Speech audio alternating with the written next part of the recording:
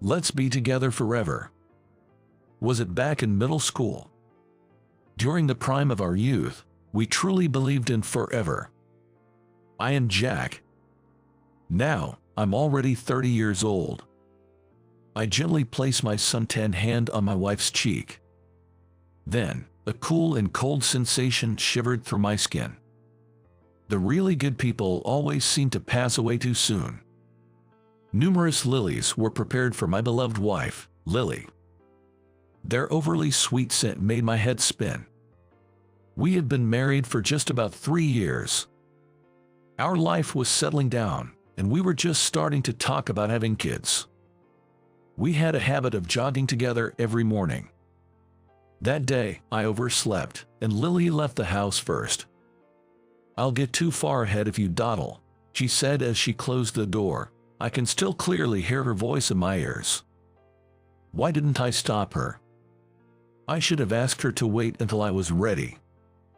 Just after she left the house, Lily was hit by a car driven by a drowsy driver. She was rushed to the hospital, but it seems she died almost instantly. She will never wake up again. Lily is dead. She looks so beautiful and just sleeping in her coffin. We were childhood friends, doing everything together since we were kids. Lily, always so spirited, dragged me all over town as our playground. In middle school, it was Lily who turned our friendship into a romantic relationship. Our relationship lasted for 15 years. We didn't know that forever could suddenly end one day. Don't overthink it.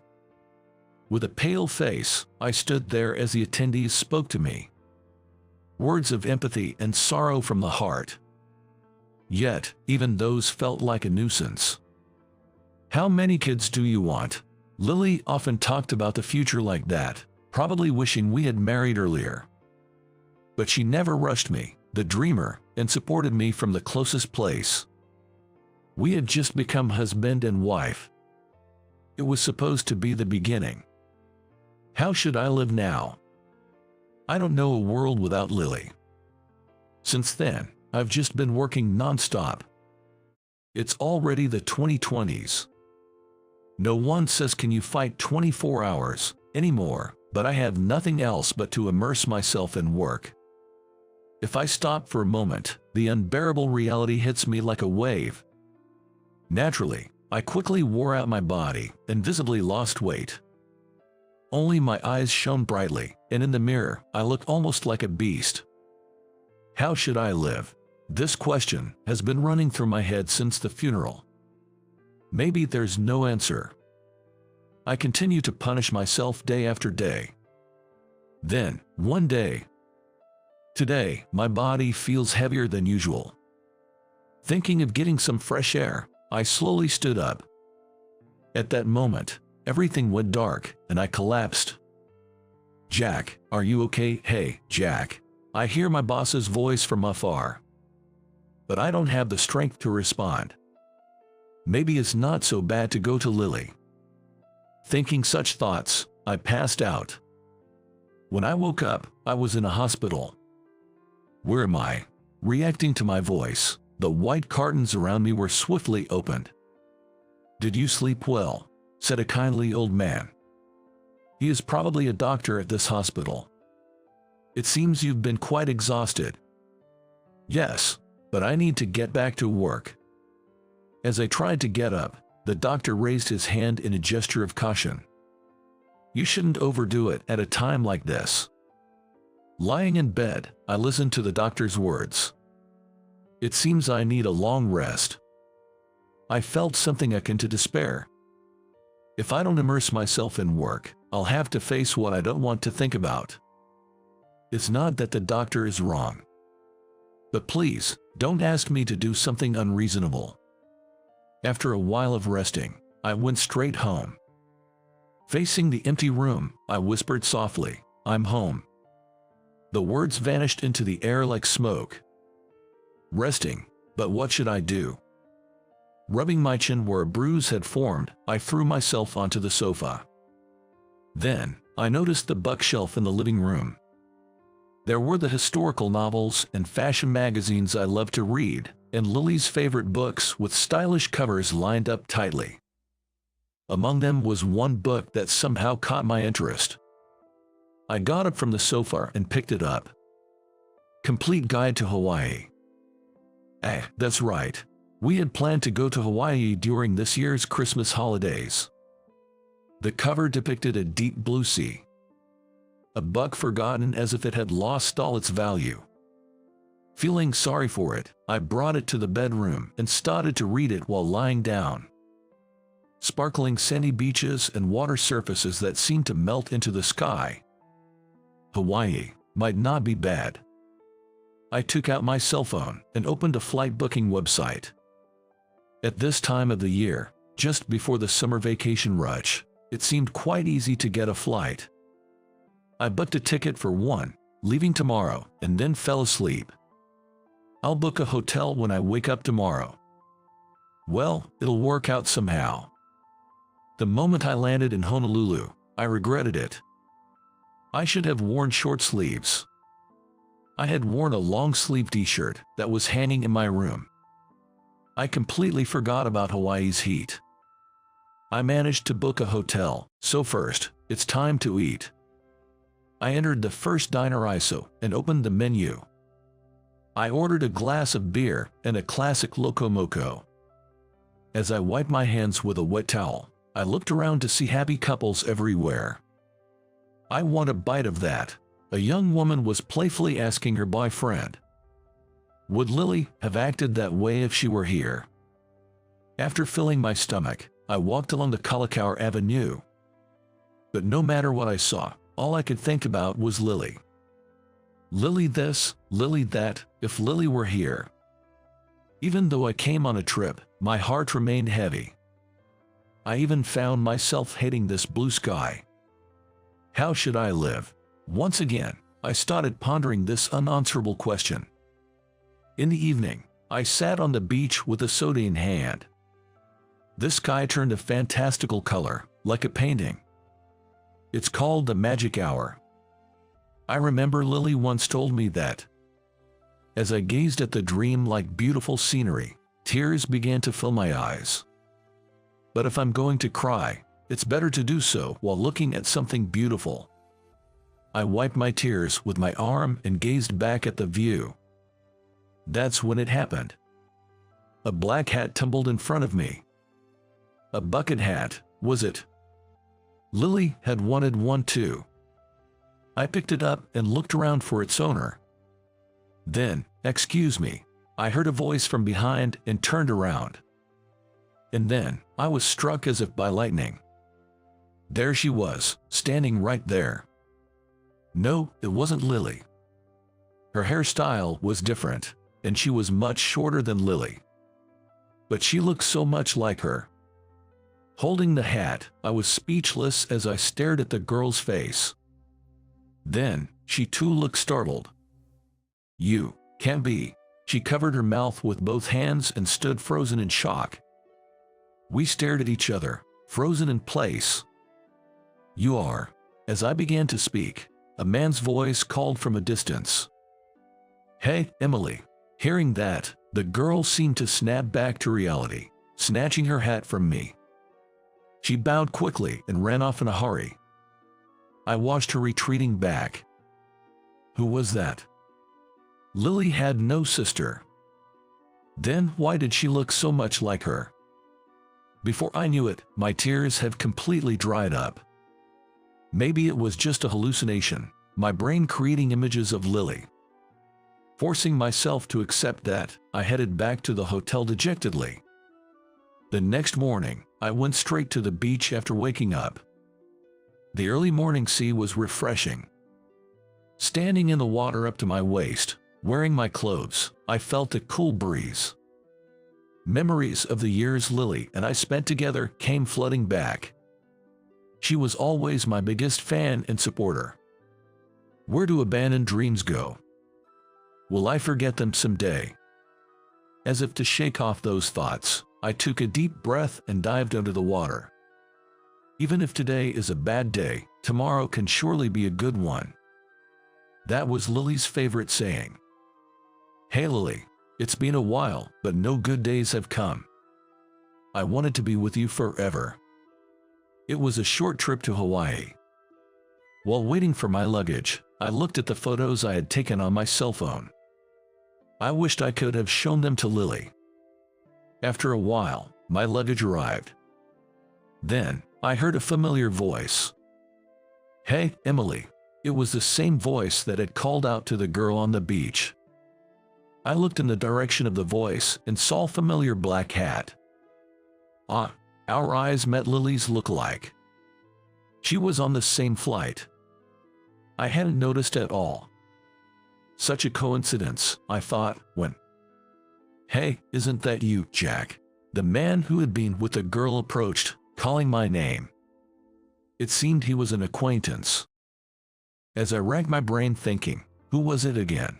The man approached with a smile. "Jack, were you on a trip too?" "Yeah, well, it's good to see you've cheered up a bit." At that moment, I remembered seeing this man somewhere.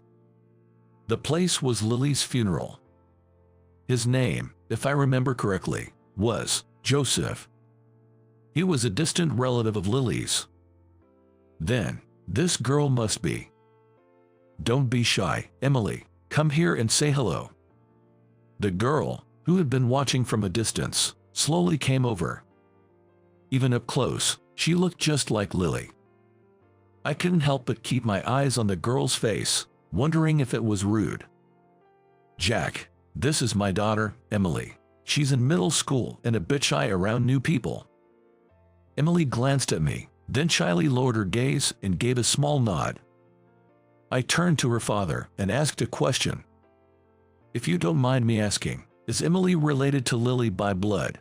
It was a bit of a forward question, but he answered with a smile. "Oh yes, they are related. I believe Lily's mother's cousin's daughter or something. A distant connection, but definitely there. It seems they are related, though distantly. To think they could resemble each other so much." I ended up having a great conversation with Joseph, Emily's father, and we exchanged phone numbers.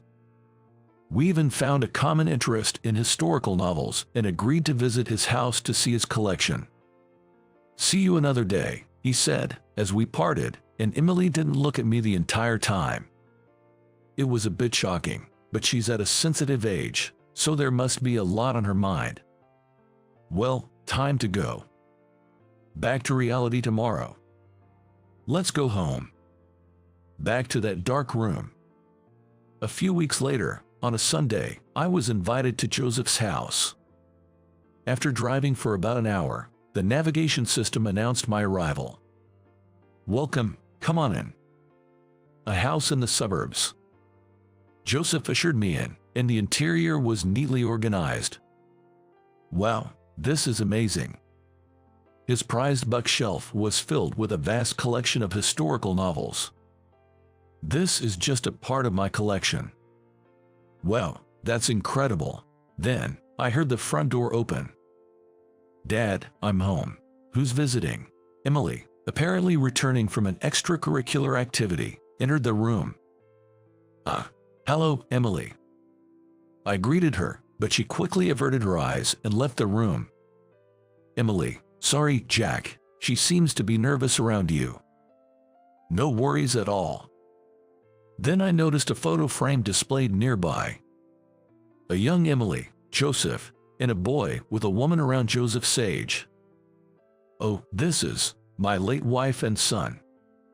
He picked up the photo frame, and the siblings looked so much like him. His wife, too, had an aura similar to Joseph's, probably from years of being together. Emily was just in elementary school when they had an accident. An accident, huh? Just like Lily. That's why, I understand what it's like to lose someone important. Even if you love them, even if you care for them, goodbyes always come suddenly. Then we talked about the loved ones we've lost, comforting each other in our shared pain. Occasionally picking up a historical novel. Since then, I've started to visit their house more often. However, Emily continues to avoid me. One day, when I pressed the doorbell, it wasn't Joseph who answered, but Emily. Dad's gone to buy coffee. Please, come in. Saying this, Emily opened the door, her gaze downcast. Her expression and even her voice were so much like Lily's. But I shouldn't stare too much. I don't want to be disliked even more. Emily led me to Joseph's room. Then, a familiar word from the living room caught my ear. It's decided. Nose riding. I couldn't help but peek into the open living room, and there I was on the TV. A surfing competition from a few years ago. Back when I was still chasing my dream. Yes, I was a surfer, a regular at world competitions. Were you watching this? Emily, with a panicked look, turned off the TV with the remote. Emily, awkwardly looking down, remained silent. Her demeanor reminded me so much of Lily when she was downcast. It made me unconsciously soften my expression. Do you like surfing? When I asked, Emily nodded slightly. Did you know about me? After a moment of silence, she said. I was so surprised to find out we were related. I used to watch your videos a lot, so I couldn't talk to you properly. So that was it. The question I had been wondering about was cleared up, and I felt a wave of relief. I wasn't disliked after all, which was really good to know. Suddenly, Emily, who had been looking down, lifted her face abruptly. Are you not going to compete anymore? No, I'm not. I replied with a powerless smile. I only managed second place in this competition. Anything more is just out of my reach. The dream I had been chasing. The dream that Lily had watched with me. It was to win the world championship and become the world's #1 surfer. But Lily is no longer here. I don't need dreams anymore. But, sorry, I'm late. Joseph, seemingly just back from a run, hastily opened the door. Then Emily stopped speaking and abruptly returned to her room. She seemed like she wanted to say something. But I didn't have the courage to ask. But those words felt like they would stir the extinguished fire in my heart. The following week, I received a call on my cell phone. It was from Joseph. Hello. Hey, are you free right now? Before I could answer, Joseph started explaining. He and Emily were at a surf shop, looking for a beginner's board and needed some advice. Surfing, for Emily. Yeah, she's been asking for a while, and she did well on her exams, so it's a reward. I had nothing else to do today, just lounging around at home. So, I decided to head to the shop where they were. Man, I'm glad you're here, Jack. I had no clue what to get. Joseph said, laughing heartily. Next to him stood Emily, holding her newly bought board, looking delighted. It's been a while since I visited a shop, and I felt quite excited. As we were about to part ways, Emily stopped me. Excuse me, if it's okay, could you teach me how to ride the waves sometime? I was honestly confused. I had stopped surfing after Lily's absence. Riding the waves would surely bring back memories of Lily's smile. That was painful for me. Of course, I won't ask for free. Learning from you, the best surfer, I don't know if my allowance will be enough, though. Emily looked almost tearful, desperately gazing into my eyes.